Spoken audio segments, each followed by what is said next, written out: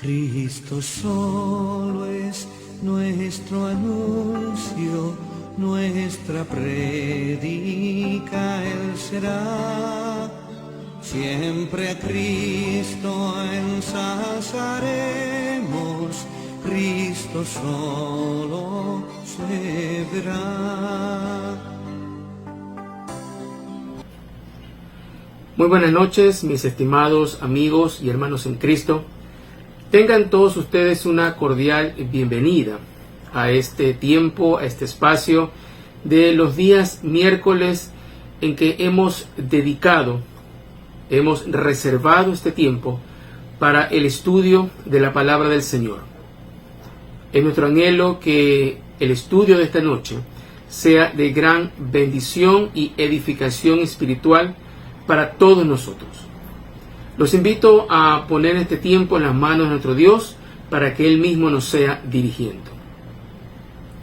Soberano Dios y Padre Celestial, gracias te damos, Señor, por la gran bendición que tú nos das hoy de poder abrir tu palabra, de poder, Señor, extraer de ellas valiosas enseñanzas.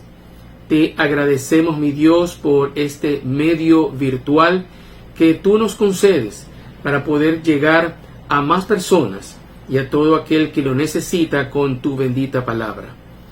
Pedimos la guía y la asistencia del Espíritu Santo para que Él nos sea abriendo el entendimiento y sea también disponiendo nuestra vida, nuestro corazón, para que con mansedumbre y humildad recibamos tu bendita palabra. Todo esto te lo pedimos en el nombre de tu Hijo amado Jesucristo, nuestro gran Salvador. Amén y amén. Los personajes bíblicos siempre son estudiados porque muchas veces en sus vidas vemos reflejados parte de nuestras vidas. A todos ellos, en las Escrituras, se les retrata de una manera honesta, de una manera sincera, sin tratar de ocultar sus equivocaciones, sin tratar de ocultar sus errores. Y cada uno de ellos tiene valiosas enseñanzas para los distintos aspectos de nuestra vida. Dentro de los muchos personajes que podemos encontrar en las Escrituras, hoy nos concentraremos en Jacob, el patriarca de Israel, hijo de Isaac y nieto de Abraham. Su vida la podemos ver como una montaña rusa. Tuvo momentos de grandes y graves descensos en el aspecto personal y espiritual. Pero asimismo podemos hallar momentos en su vida de ascenso espiritual. Veamos algunos fragmentos de su vida para al final extraer algunas lecciones de tipo práctica. Primero, el lugar donde nació Jacob. Sí, veamos el lugar donde nació Jacob, la casa de Jacob. Abramos nuestras Biblias en el libro del Génesis, en el capítulo 25. Génesis, el capítulo 25, para que leamos juntos desde el verso 19 hasta el 26. Génesis 25, del 19 al 26. Estos son los descendientes de Isaac, hijo de Abraham. Abraham engendró a Isaac, y era Isaac de 40 años cuando tomó por mujer a Rebeca, hija de Betuel, arameo, de Padán Aram, hermana de Labán, arameo. Y oró Isaac a Jehová por su mujer, que era estéril, y lo aceptó Jehová, y concibió Rebeca su mujer.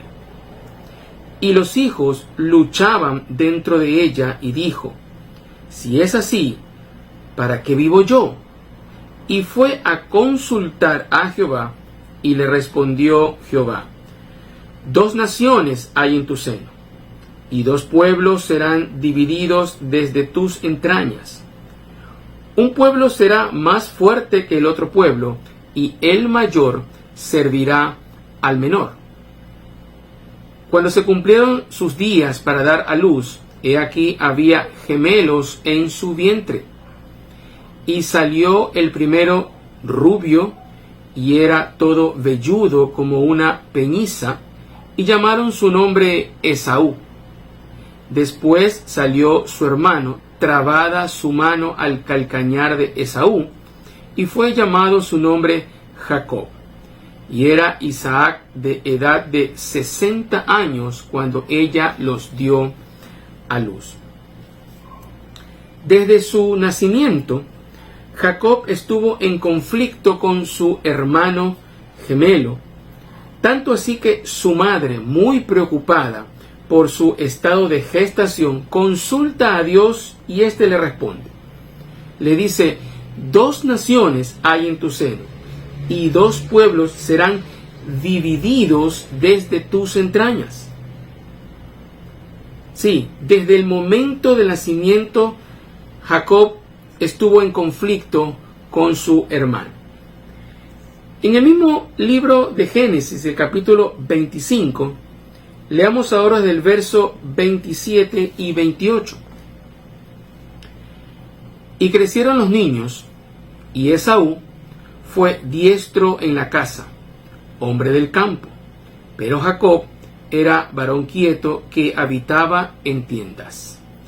Llamó Isaac a Esaú porque comía de su casa, mas Rebeca amaba a Jacob. Mire, al crecer los niños ocasionaron división entre sus padres. El favoritismo de cada uno hacia su hijo predilecto hizo que la disputa desde su nacimiento se ahondara en ellos. Y había una gran diferencia entre ellos. Esaú, dice la Escritura, que era cazador, hombre de campo. Y Jacob, en cambio, dice que era varón quieto que habitaba en tiendas. ¿Sí? Había una gran diferencia entre ellos. Y sus padres también colaboraron con esa rivalidad, por así decirlo, que había entre ellos, cuando el padre prefería a un hijo y la madre prefería al otro hijo. Pero sigamos leyendo. Desde el verso 29 al 34 del capítulo 25 de Génesis. Y guisó Jacob un potaje, y volviendo Esaú del campo cansado, dijo a Jacob: Te ruego que me des de comer de ese guiso rojo, pues estoy muy cansado. Por tanto, fue llamado su nombre Edom. Y Jacob respondió: Véndeme en este día tu primogenitura. Entonces dijo Esaú: He aquí yo me voy a morir. ¿Para qué pues me servirá mi primogenitura? Y dijo Jacob: Júramelo en este día. Y él le juró, y vendió a Jacob su primogenitura. Entonces Jacob dio a Esaú pan y del guisado de las lentejas, y él comió y bebió, y se levantó y se fue. Así menospreció Esaú la primogenitura. Aquí empieza uno de los descensos en la vida de Jacob. El momento cuando estafa a su hermano con los derechos de la primogenitura. A la par que Esaú menospreció estos derechos, Jacob aprovecha la ocasión para obtener lo que tanto anhelaba: ser el primero en la familia. Y no solo que engañó a su hermano, sino que también engañó a su anciano padre. En el capítulo 27 podemos relatar este acontecimiento. Vamos a hacer una especie de resumen. Jacob ya estaba muy entrado en años. Isaac, estaba muy entrado en años y ya había quedado ciego. Y antes de darle la bendición a su hijo predilecto, Esaú, le pide a este que le cocine algo tal como a él le gustaba. Y ese hijo sale de cacería para cumplir la voluntad del padre. La madre, al escuchar esto, se lo dice a su hijo predilecto, Jacob: mira, tu padre quiere darle la bendición a tu hermano. Apúrate, ponte algunas ropas para que parezcas que fuera él y acércatele a tu padre. Yo cocinaré la comida tal como a él le gusta, para que la bendición la obtengas tú y no la obtenga tu hermano. Imagínense. La madre también conspiró en esta situación de poder establecer un engaño hacia su esposo a través de su hijo Jacob. Y mire, en el capítulo 27, desde el verso 18 al 29, podemos leer lo siguiente. Génesis 27, desde el 18 hasta el 29. Leamos. Entonces, este fue a su padre y dijo: Padre mío. E Isaac respondió: heme aquí. ¿Quién eres, hijo mío? Y Jacob dijo a su padre: mire, ya está Jacob disfrazado como su hermano. Yo soy Esaú, le dice, tu primogénito. He hecho como me dijiste. Levántate ahora y siéntate y come de mi caza para que me bendigas. Entonces Isaac dijo a su hijo: ¿cómo es que la hallaste tan pronto, hijo mío? Y él respondió: porque Jehová tu Dios hizo que la encontrase delante de mí. E Isaac dijo a Jacob: acércate ahora y te palparé, hijo mío, por si eres mi hijo Esaú o no. Mire, ya el padre estaba algo desconfiado. Y se acercó Jacob a su padre Isaac, quien le palpó y dijo: la voz es la voz de Jacob, pero las manos de Esaú. Y no le conoció, porque sus manos eran vellosas como las manos de Esaú, y le bendijo. Y dijo: ¿eres tú mi hijo Esaú? Y Jacob respondió: yo soy. Dijo también: acércamela y comeré de la casa de mi hijo, para que yo te bendiga. Y Jacob se la acercó, e Isaac comió, le trajo también vino y bebió. Y le dijo Isaac su padre: acércate ahora y bésame, hijo mío. Y Jacob se acercó y le besó, y olió Isaac el olor de sus vestidos, y le bendijo diciendo: mira, el olor de mi hijo, como el olor del campo que Jehová ha bendecido.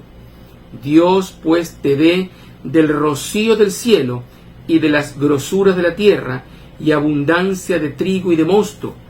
Sírvante pueblos y naciones se inclinen a ti.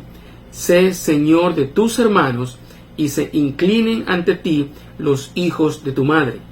Malditos los que te maldijeren, y benditos los que te bendijeren.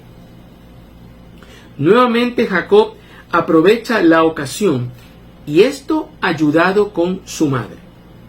Y dado que su padre era ciego, lo engaña haciéndose pasar por su hermano para obtener la bendición de su padre. Ahora, se pudiera pensar que esto no era tan importante, este asunto de la bendición. Pero en esos tiempos, la bendición del padre era el equivalente al testamento de herencia. Isaac estaba dando a Jacob la supremacía sobre la familia, algo que por nacimiento le correspondía a Esaú. Todos estos problemas hizo que Jacob huyera de casa. Cuando su hermano Esaú se entera de lo que su hermano había hecho, su hermano lo aborreció en gran manera y juró matarlo. Miren, en el verso 41 del capítulo 27 de Génesis: y aborreció Esaú a Jacob por la bendición con que su padre le había bendecido, y dijo en su corazón: llegarán los días del luto de mi padre, y yo mataré a mi hermano Jacob. Mire, este hombre estaba decidido a matar a su hermano, porque había obtenido la bendición que por derecho le correspondía a él. Es entonces que él tiene que huir de casa. Su madre le prepara unas ropas y sale huyendo de casa, huyendo de la ira, el enojo y el odio, por así decirlo, de su hermano. Eso fue la vida dentro de su casa. Ahora veamos cómo fue su vida lejos de casa. La vida de Jacob abarca un gran amplio espacio en el libro del Génesis, desde el capítulo 24 hasta el capítulo 37 de este libro. Entonces vamos a resumir los principales aspectos cuando estuvo fuera de la casa de sus padres. Fuera de la casa de sus padres, Jacob conoce a la que sería su futura esposa, Raquel, la mujer que él amó profundamente. Es engañado por su suegro. Jacob tuvo que servir a su suegro Labán por la mano de su amada Raquel por un tiempo de 7 años. Y al final de este periodo, cuando esperaba casarse con Raquel, con engaños, lo casaron con su hermana Lea. Mire, esto lo vemos en el capítulo 29 de Génesis. Leamos desde el verso 24 al 30. Génesis 29, 24. Y dio Labán su sierva Silpa a su hija Lea por criada. Venida la mañana, he aquí que era Lea, y Jacob dijo a Labán: ¿qué es esto que me has hecho? ¿No te he servido por Raquel? ¿Por qué pues me has engañado? Y Labán respondió: no se hace así en nuestro lugar, que se dé la menor antes que la mayor. Cumple la semana de esta, y se te dará también la otra por el servicio que hagas conmigo otros 7 años. E hizo Jacob así, y cumplió la semana de aquella, y le dio a Raquel su hija por mujer. Y dio Labán a Raquel su hija, su sierva Bilha, por criada, y se llegó también a Raquel, y la amó, también más que a Lea, y sirvió a Labán aún otros 7 años. Luego de esto, Jacob pasó muchos años en una ardua lucha con su suegro por las posesiones de cada uno. Luego tuvo que salir huyendo nuevamente. Ahora huye de su suegro con su familia. Al volver, debe enfrentar a su hermano, y Jacob tenía temor de encontrarse con él, porque como ya habíamos comentado, Esaú aborrecía a su hermano y había jurado matarlo. En medio de todas estas situaciones que vivió, tuvo 2 encuentros con Dios que marcaron su vida para siempre, al punto de que Dios mismo le cambió el nombre por el de Israel. En sus últimos años, la parcialidad que tantos problemas ocasionaron en su casa con sus padres y hermano, la volvió a experimentar, ahora con su hijo José. Su parcialidad y los celos de sus hijos casi hacen que José sea muerto, porque fue vendido por sus hermanos. Al borde de la muerte, bendice a sus nietos e hijos. Esto lo encontramos en el capítulo 48 y 49 de Génesis, que usted puede leer. Esta es la vida de Jacob. Una vida llena de problemas, una vida llena de dificultades, desde el momento de su nacimiento hasta cuando tuvo que huir de casa por haber engañado a su padre y haber robado a su hermano la primogenitura, hasta que encontró a la que fue el amor de su vida, y con su suegro también recibió lo que él dio a su padre, recibió engaño. fue engañado, tuvo que trabajar 7 años por su amada, luego se dio cuenta del engaño y tuvo que trabajar 7 años más para poder estar con su amada Raquel. Y ahí no terminaron los problemas. Luego tuvo que salir huyendo de su suegro y fue una vida de problemas tras problemas. Ahora, ¿pero qué lecciones podemos extraer del estudio de la vida de Jacob? Bueno, la vida de Jacob presenta múltiples enseñanzas, entre las cuales podemos destacar las siguientes. Primera lección: cuando me dejo llevar por mis emociones, siempre tengo dificultades. Repito, cuando me dejo llevar por mis emociones, siempre tengo dificultades. Cada uno de los problemas que Jacob vivió y experimentó fueron producto de dejarse guiar por lo que a su juicio era lo correcto. Pero ¿qué nos dice la Biblia a este respecto? Vayamos al libro de Proverbios. Proverbios en el capítulo 3. Vamos a leer el Proverbios, el capítulo 3, desde el verso 5 hasta el verso 7. Proverbios 3, 5 hasta el verso 7. Fíate de Jehová de todo tu corazón, y no te apoyes en tu propia prudencia. Reconócelo en todos tus caminos, y Él enderezará tus veredas. No seas sabio en tu propia opinión. Teme a Jehová y apártate del mal. ¿Sí? En este pasaje de Proverbios 3, del 5 al 7, encontramos 3 ideas para nosotros: 2 mandatos y una verdad. El primer mandato está en forma positiva. Lo encontramos en la primera parte del verso 5 y en la última parte del verso 7. Fíate de Jehová de todo tu corazón.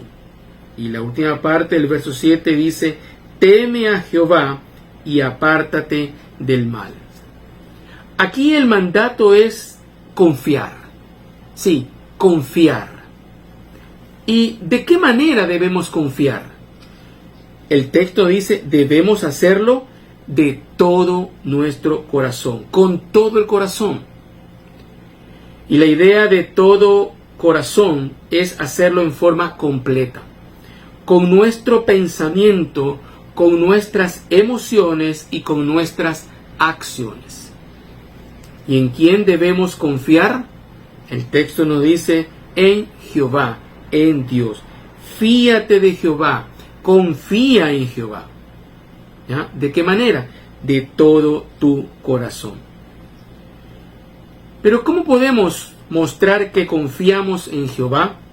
El verso 7 en la última parte nos responde: teme a Jehová y apártate del mal.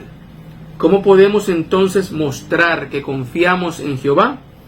Temiéndole y apartándonos del mal. La lección dada aquí entonces es que uno debe depositar toda su confianza en Dios en forma exclusiva y única.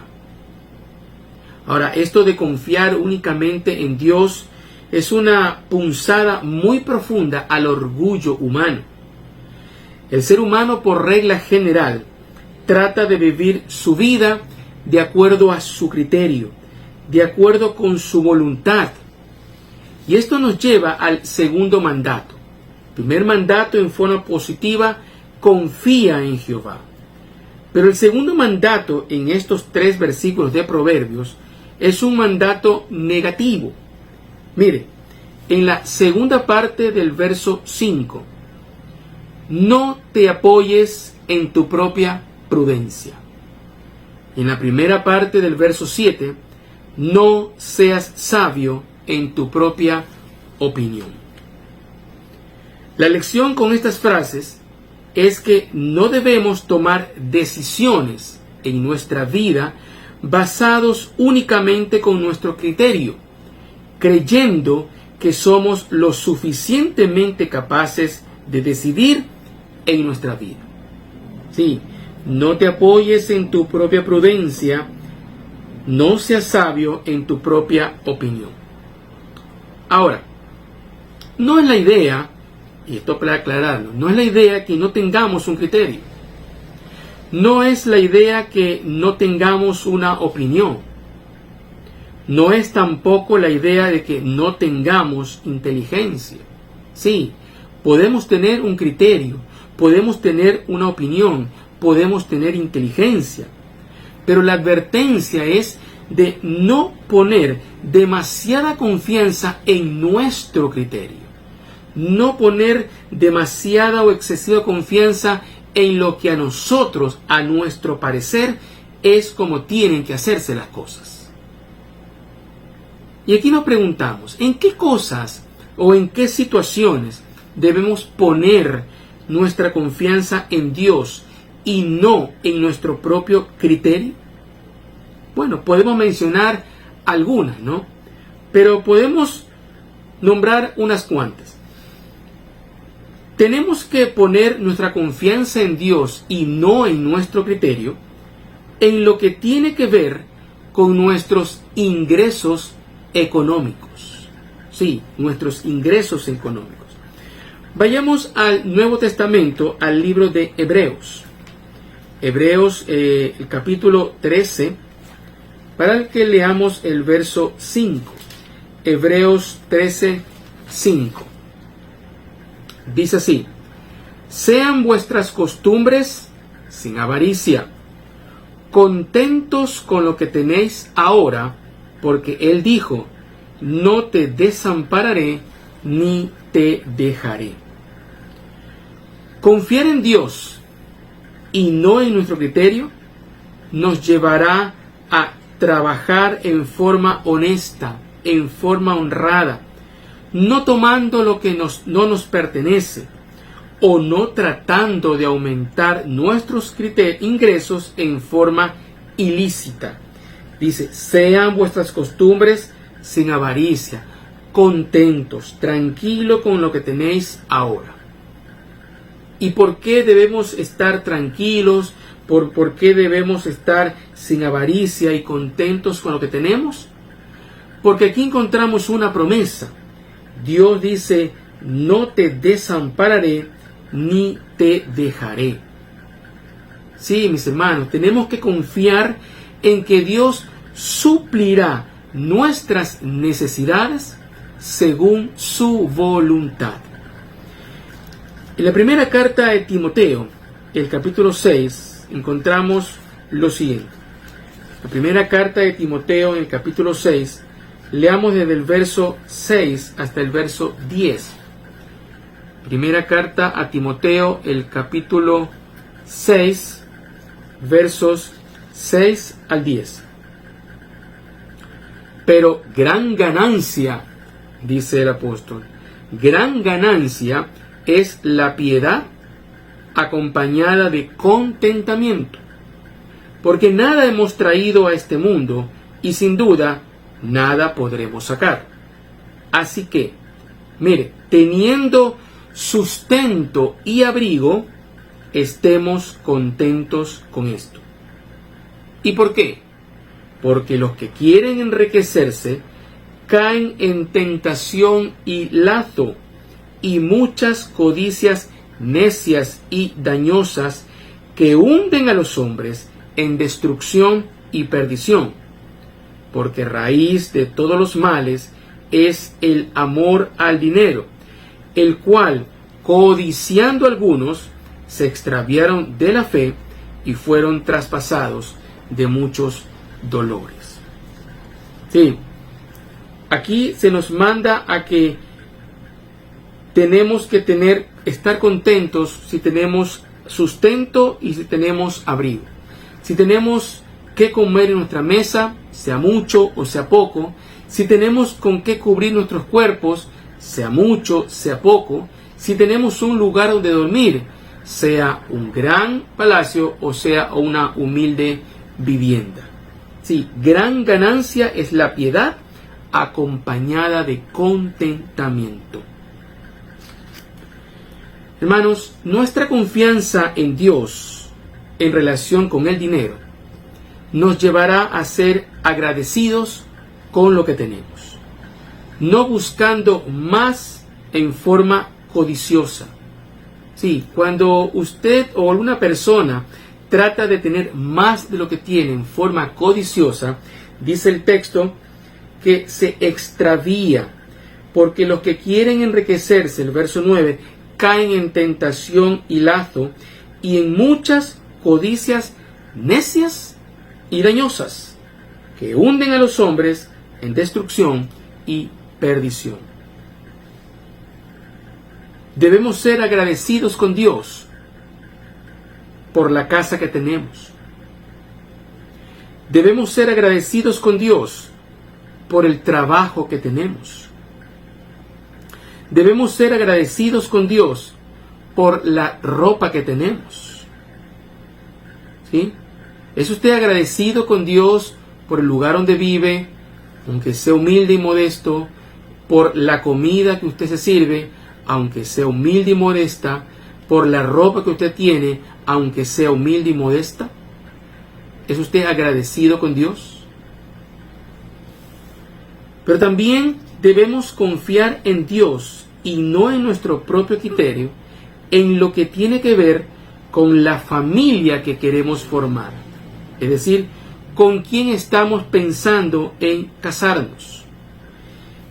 En la segunda carta a los Corintios, en el capítulo 6, segunda a los Corintios, el capítulo 6, leamos el verso 14 y 15. Segunda de Corintios 6, 14 y 15. No os unáis en yugo desigual con los incrédulos, porque ¿qué compañerismo tiene la justicia con la injusticia? ¿Y qué comunión la luz con las tinieblas? ¿Y qué concordia Cristo con Belial? ¿O qué parte el creyente con el incrédulo?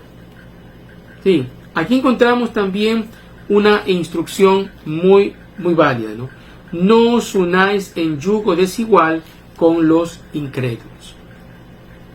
El cristiano no debe unirse con el incrédulo en ninguna de sus formas, ni sentimental, ni de amistad o comercial. Y la razón de esto es muy simple. Es imposible glorificar a Dios en una situación de estar unidos a los incrédulos. Y aquí se nos hace algunas preguntas retóricas para hacernos pensar, para hacernos razonar. Mire, ¿qué compañerismo tiene la justicia con la injusticia? Ninguna. ¿Qué comunión tiene la luz con las tinieblas? Ninguna. ¿Qué concordia o coordinación tiene Cristo con Belial, con Satanás? Ninguna. ¿O qué parte el creyente con el incrédulo? Ninguna. Sí, no os unáis en yugo desigual con los incrédulos. Muchas de las situaciones penosas que Jacob vivió pudo haberlas evitado si él primero hubiera buscado el consejo de Dios, si hubiera buscado la dirección del Señor.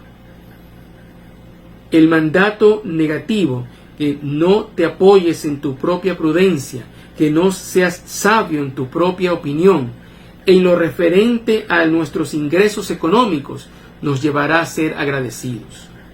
Y en lo referente a las diferentes comuniones o relaciones que tenemos que tener, nos llevará a establecer una vida santa, una vida piadosa delante de Dios. Pero esto nos lleva a la verdad que encontramos en Proverbios 3:6. Proverbios 3:6.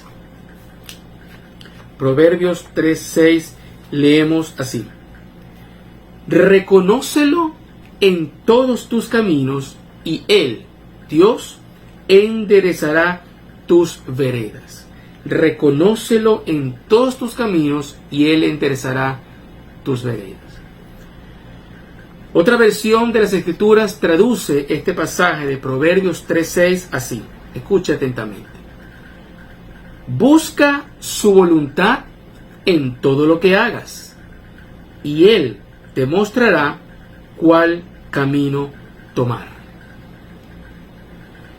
Esta es una verdad que todos los personajes bíblicos y miles de creyentes a lo largo de los siglos dan fe que es real.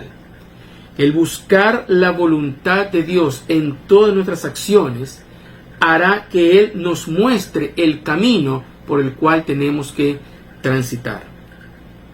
Y en la ocasión de Jacob iba a encontrarse con su hermano, luego de que su encuentro con Dios, él toma una decisión de hablarle, de pedir perdón por todo el daño que le había cometido.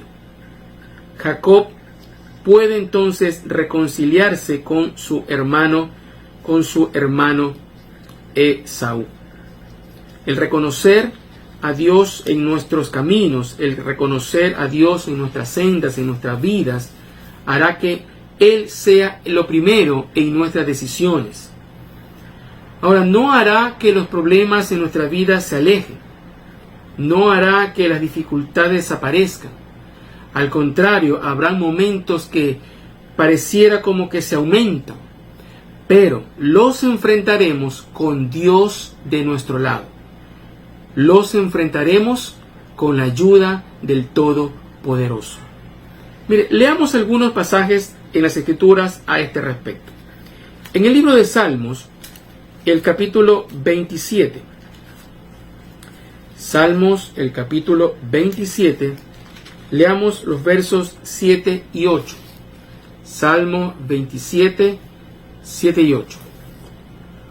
Oye, oh Jehová, mi voz, con que a ti clamo.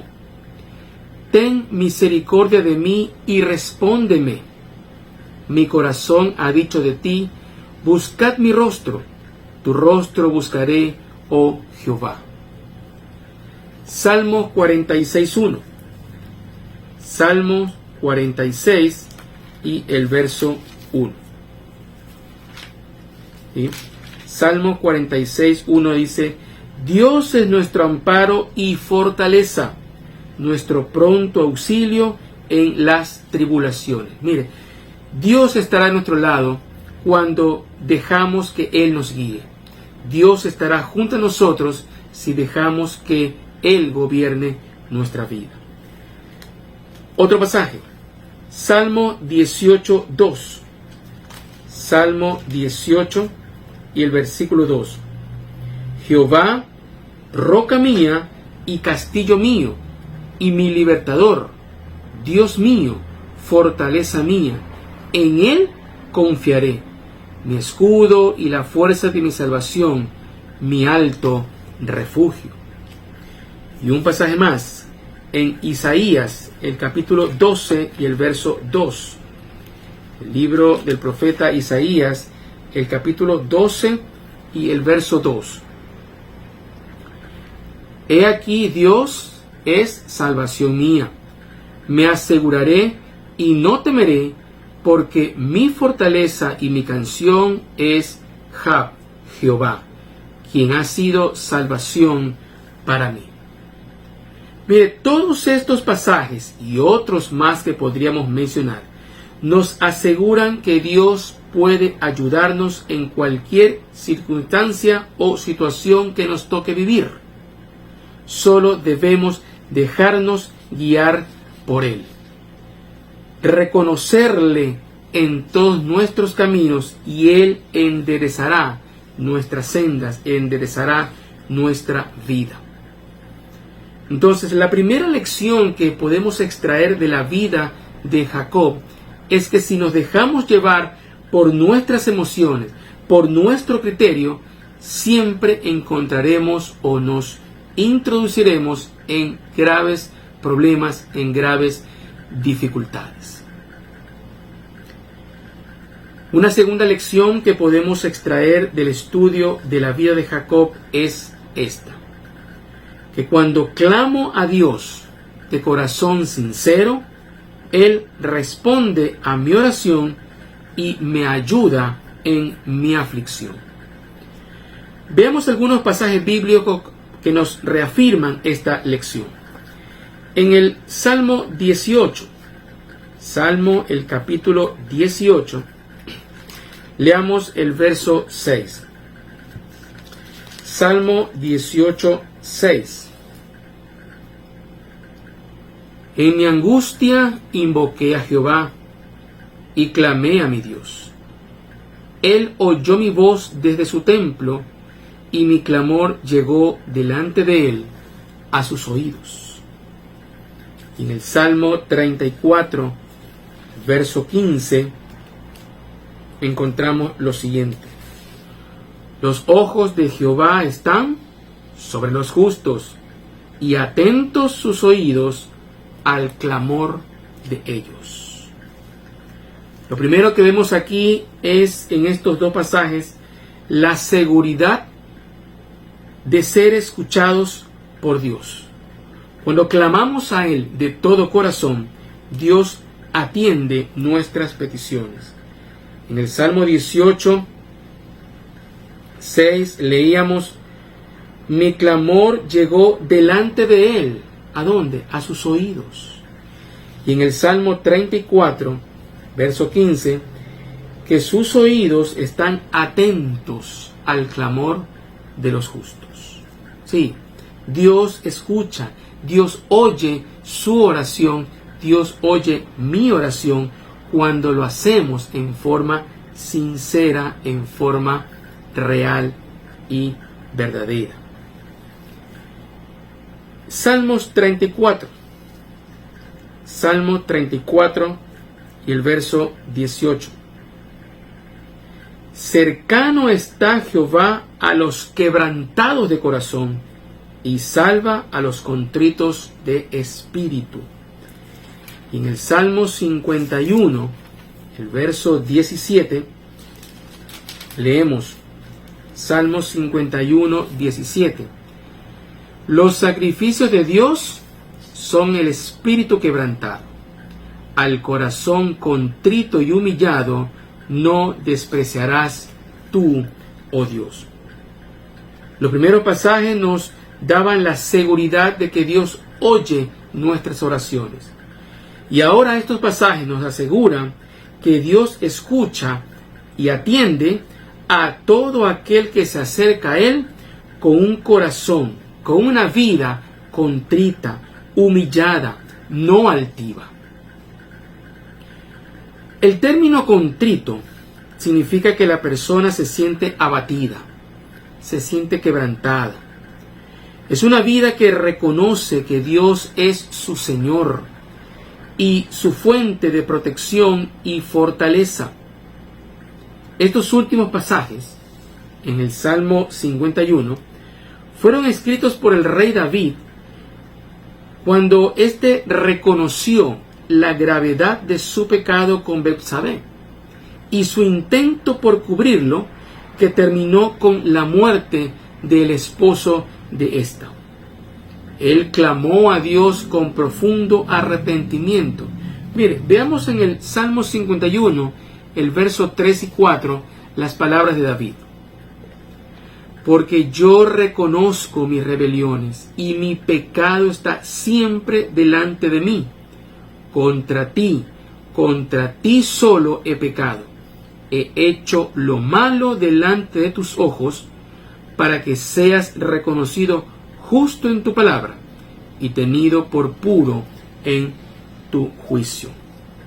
Sí, estos pasajes nos enseñan que Dios responde cuando clamamos a Él humillados. Dios hace ver a David su pecado y él dice: yo reconozco mis rebeliones y yo reconozco que he hecho lo malo. Yo reconozco que he pecado contra Dios. Lo confiesa, lo declara, se ve a sí mismo como pecador, se ve a sí mismo como alguien indigno de estar en la presencia del Señor. En el libro del profeta Isaías, el capítulo 57 y el verso 15, leemos lo siguiente. Isaías 57, 15. Porque así dijo el alto y sublime, el que habita la eternidad y cuyo nombre es el Santo. Yo habito en la altura y la santidad, y con el quebrantado y humilde de espíritu, para hacer vivir el espíritu de los humildes y para vivificar el corazón de los quebrantados. En el capítulo 66 de Isaías, el verso 2, 66 de Isaías, el verso 2, leemos así: Mi mano hizo todas estas cosas, y así todas estas cosas fueron, dice Jehová. Pero miraré a aquel que es pobre y humilde de espíritu y que tiembla a mi palabra. Que tiembla a mi palabra. En ocasiones las personas dicen: siento que Dios no me oye. Siento que Dios no escucha mis oraciones. ¿Ha oído usted esta frase? Y la razón de esto puede ser que hay vida en pecado, que en su vida hay pecado. Mire, en la primera carta de Juan, en el capítulo 1, primera carta de Juan, el capítulo 1, leamos los versículos del 8 al 10. Primera de Juan 1, de 8 al 10. Si decimos que no tenemos pecado, nos engañamos a nosotros mismos y la verdad no está en nosotros. Si confesamos nuestros pecados, Él, Dios, es fiel y justo para perdonar nuestros pecados y limpiarnos de toda maldad. Si decimos que no hemos pecado, le hacemos a Él mentiroso y su palabra no está en nosotros. Si una persona no reconoce que en su vida hay pecado, no puede humillarse ante Dios. Y por lo tanto Dios no responde a sus oraciones. Esta es la razón por qué hay muchos que dicen: es que yo siento que Dios no me oye. Yo siento que Dios no escucha mis oraciones. Y la razón es que hay pecado en su vida. Mire, volvamos al libro de Isaías. Volvamos al libro del profeta Isaías y leamos en el capítulo 59. Isaías 59 y leamos el verso número 2. Isaías 59, 2. Pero vuestras iniquidades han hecho división entre vosotros y vuestro Dios, y vuestros pecados han hecho ocultar de vosotros su rostro para no oír. Sí, si una persona está en pecado, si una persona no reconoce su pecado, ese pecado es una separación entre Dios y esa persona, y Dios no lo podrá oír. Pero si la persona reconoce su pecado, entonces Dios lo perdona y lo restaura. Mire, veamos el testimonio de David a este respecto. En el Salmo número 32, Salmo 32, leamos el verso 1 hasta el verso 5. Salmo 32, del 1 al 5. Bienaventurado aquel cuya transgresión ha sido perdonada y cubierto su pecado. Bienaventurado el hombre a quien Jehová no culpa de iniquidad y en cuyo espíritu no hay engaño. Mientras callé, se envejecieron mis huesos en mi gemir todo el día, porque de día y de noche se agravó sobre mí tu mano, se volvió mi verdor en sequedad de verano. Mire, mi pecado te declaré y no encubrí mi iniquidad. Dije, confesaré mis transgresiones a Jehová, y tú perdonaste la maldad de mi pecado. Sí, la experiencia de David es muy clara. Mientras él estuvo callado del pecado que había cometido, mientras él trató de ocultar la falta grave que había cometido, el verso 3 dice que sus huesos se envejecieron, es decir, su vida se fue poco a poco apagando. Él sentía como que sus huesos, su cuerpo iban desfalleciendo. Él lo expresa que su verdor se volvió en sequedades de verano. Su vida se marchitó, su vida espiritual se apagó. Pero cuando él declaró su pecado y no encubrió su iniquidad, él pudo recibir el perdón de Dios. Por eso que él comienza el verso 32, bienaventurado aquel cuya transgresión ha sido perdonada. Bienaventurado el hombre a quien Jehová no inculpa de iniquidad. El corazón que Dios atiende y al que responde su oración es al corazón contrito y humillado. Esta es la segunda lección que podemos extraer de la vida de Jacob. Que cuando clamamos a Dios con un corazón sincero, Él responde a nuestra oración y ayuda en nuestra aflicción. Pero hay una tercera lección que podemos mencionar, de las muchas que podemos extraer hoy, es esta: que a pesar de nuestras imperfecciones, Dios nos ama. Sí, Dios nos ama. Solo cuando Jacob tuvo el encuentro con Dios y éste le dio un nuevo nombre, es que Jacob fue un hombre de fe. El antiguo Jacob fue cambiado por un hombre nuevo. Si ponemos atención al carácter de Jacob, podemos notar este cambio. Él fuera astuto por naturaleza. Él fue engañador. Su mismo nombre significa el que suplanta. Engañó a su hermano, engañó a su padre. Pero él también recibió lo que sembró. Cuando engañó a su hermano, engañó a su padre y huyó, él pensó que ya las cosas se iban a solucionar. Pero en esa vida lejos de casa, su suegro también lo engañó. Él recibió lo que sembró. Ese fue el antes de Jacob. Ahora, el después de Jacob se convirtió en un hombre afectuoso, un hombre trabajador, piadoso, disciplinado por la aflicción. Se convirtió en un hombre de fe. Por eso lo encontramos en el libro de Hebreos, el que es llamado el capítulo de los héroes de la fe. Hebreos, el capítulo 11, leamos el verso 21. Hebreos 11, 21. Por la fe, Jacob, al morir, bendijo a cada uno de los hijos de José y adoró, apoyado sobre el extremo de su bordón. Sí, Jacob llegó a ser un adorador del Dios vivo y verdadero.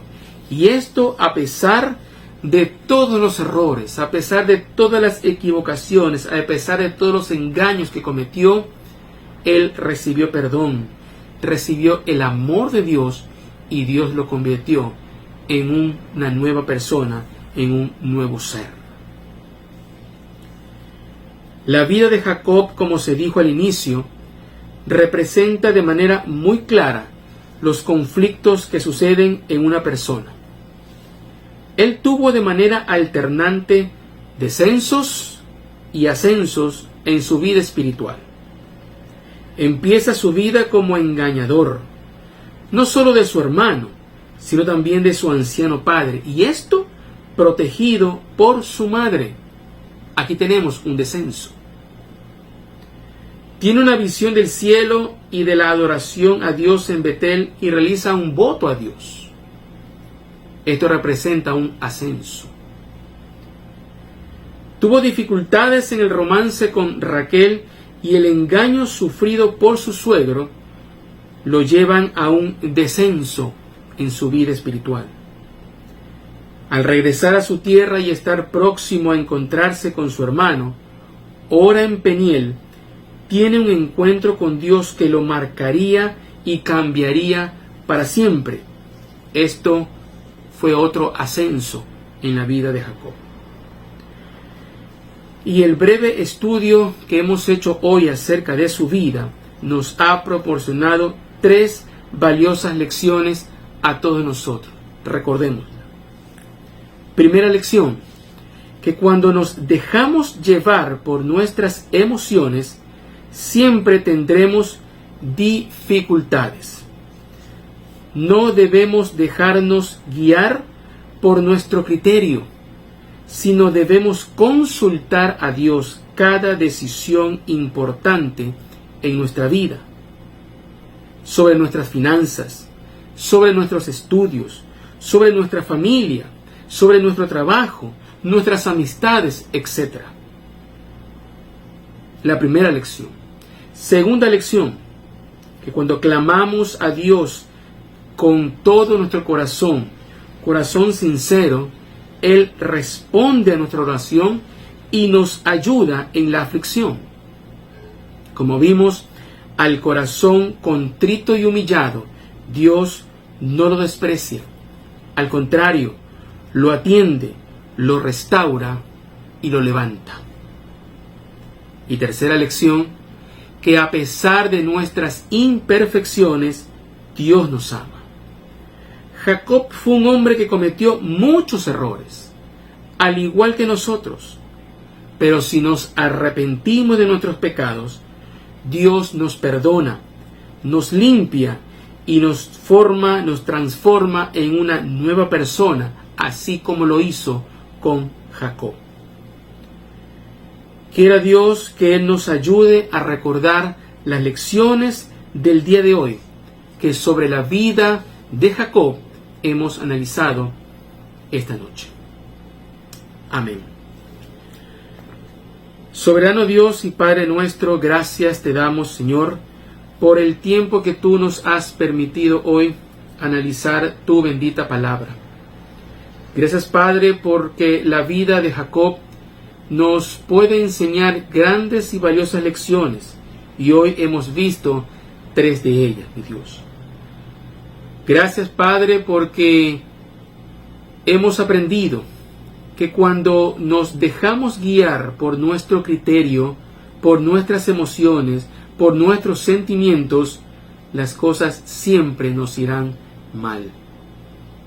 Pedimos, Señor, perdón por todas las veces que hemos hecho nuestro criterio y no te hemos consultado. Guíanos, Espíritu Santo, y ayúdanos a depender única y exclusivamente de Dios en la toma de nuestras decisiones en nuestra vida. Gracias, Padre, porque hemos aprendido de que cuando un corazón se humilla delante de ti, tú no lo desprecias. Cuando una persona realmente se arrepiente de sus pecados, se humilla delante de ti, tú lo levantas, tú lo perdonas, tú, Señor, lo restauras y lo llevas a nuevas alturas. Gracias también te damos, Señor, porque hemos aprendido que a pesar de nuestros errores, y que son muchos, a pesar de nuestras equivocaciones, que son muchas, tú nos amas, nos perdonas y quieres hacer de nosotros nuevas y mejores personas. Gracias te damos, Padre, por este tiempo que tú nos has concedido. Gracias por estas lecciones que sean guardadas firmemente en nuestra mente y en nuestro corazón. Lo pedimos en el nombre de tu Hijo amado Jesucristo, nuestro Salvador. Amén y amén. Gracias damos a Dios por el tiempo que hemos pasado analizando su palabra, estudiando su palabra. No queremos terminar este tiempo sin antes extenderles una cordial invitación para este día domingo. Sí, para que este día domingo nos sintonice a través de este mismo medio virtual en el servicio dominical de adoración a nuestro Dios, a partir de las 10:50 de la mañana. Sí, 10 minutos antes de las 11 estaremos ya al aire con los cánticos, con el preludio y con la exposición de la palabra del Señor. O también podemos invitarle a nuestro templo de manera presencial, de manera física, para que podamos saludarle. Sí, será un gusto poder recibirle y poder estrechar su mano en nuestro templo. Gracias a todos por el tiempo aquí que nos hemos reunido. Que tengan una buena noche y que Dios los bendiga. Cristo solo, Cristo siempre, nuestro todo en todo Él es.